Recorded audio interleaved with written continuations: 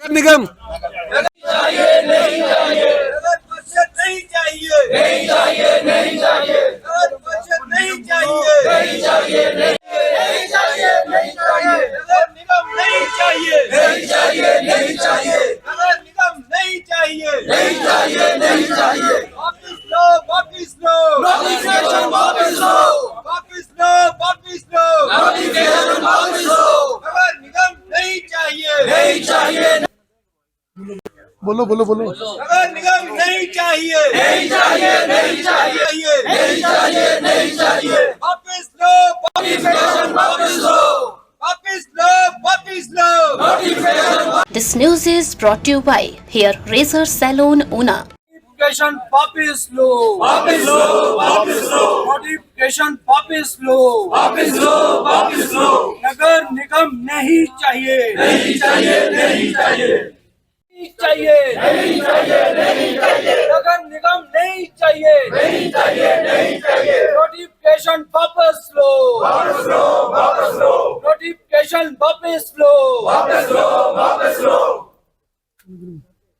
पंचायत में सब हम लोग पहुंचे हैं और नगर निगम को लेकर नगर निगम नहीं चाहिए, नहीं चाहिए, नहीं चाहिए, नगर निगम नहीं चाहिए, नहीं चाहिए, नहीं चाहिए, नोटिफिकेशन वापस लो, वापस लो, वापस लो, नोटिफिकेशन वापस लो, वापस लो, वापस लो, नगर निगम नहीं चाहिए, नहीं चाहिए, नहीं चाहिए। से हर घर को सड़क 24 घंटे बिजली पानी की सुविधा। नगर निगम में भी मनरेगा योजना की तर्ज शुरू करना। सस्ता न्याय। गांव के 50% क्षेत्र से अधिक ढाले गांवों को शहरी कर प्रणाली में छूट। चुनाव पार्टी स्तर पर नामों के विकास पर खर्च करना आदि सुविधाएं नगर निगम में रहने वाले गांवों को मिलनी चाहिए। ये बिल्कुल ठीक है। ऐसी तो सुविधाएं चलो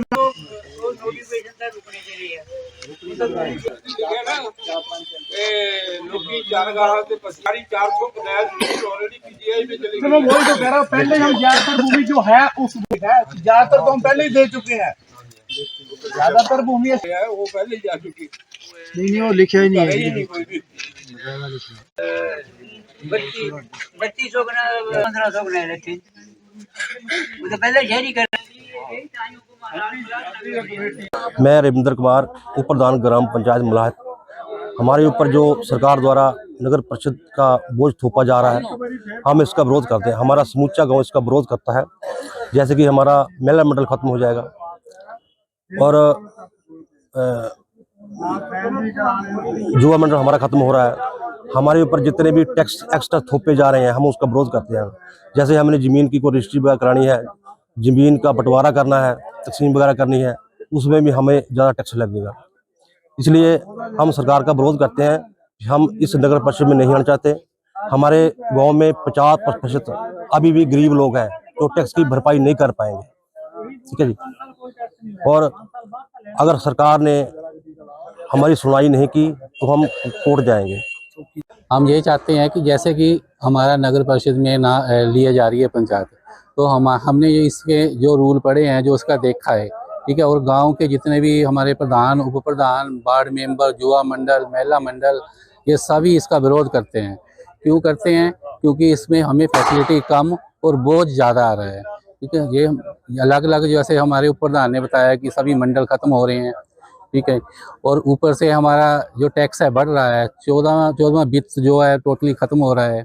और कृषि की जो उसमें सब्सिडी मिलती है वो भी ख़त्म हो जाएगी। और जो आप टैक्स है वो दिन पर दिन बढ़ता जाएगा उसका।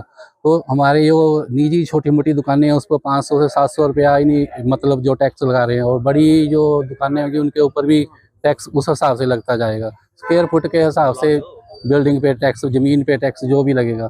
तो इसके लिए हमारी पंचायत बिल्कुल तैयार नहीं है, क्योंकि हमारी पंचायत मतलब अपना जो है बिल्कुल अपना खेती बाड़ी करके, जब पशु अपना गरीब जैसे भी अपना गुजारा कर रहे हैं, जो इस तरह के टैक्स के लिए बिल्कुल भी तैयार नहीं है। और हम इसका पूरी तरह से विरोध करते हैं।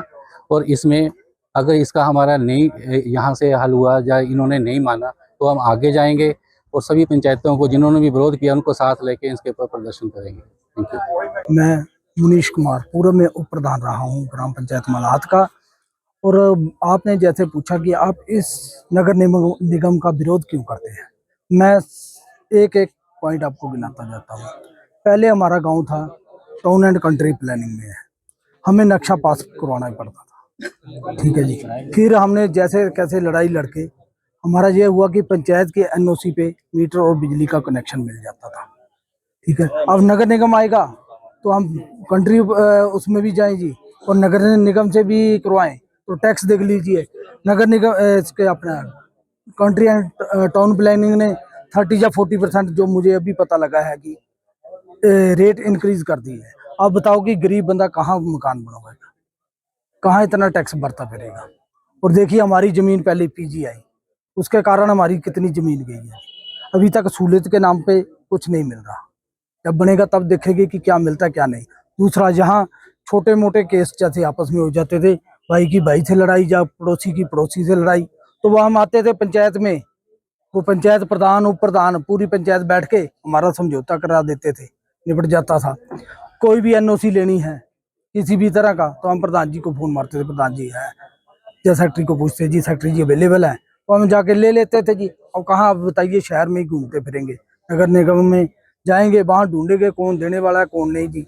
अपना जो भी जितना भी सर्टिफिकेट है जी वो लेने के लिए नगर निगम के ऑफिस ही जाना पड़ेगा। कहाँ हमारे गाँव में ही काम हो जाते हैं आधे से ज़्यादा, उनके लिए हम शहर में घूमेंगे, फिर बोलेंगे आज बाबू नहीं है, कल आना परसों आना।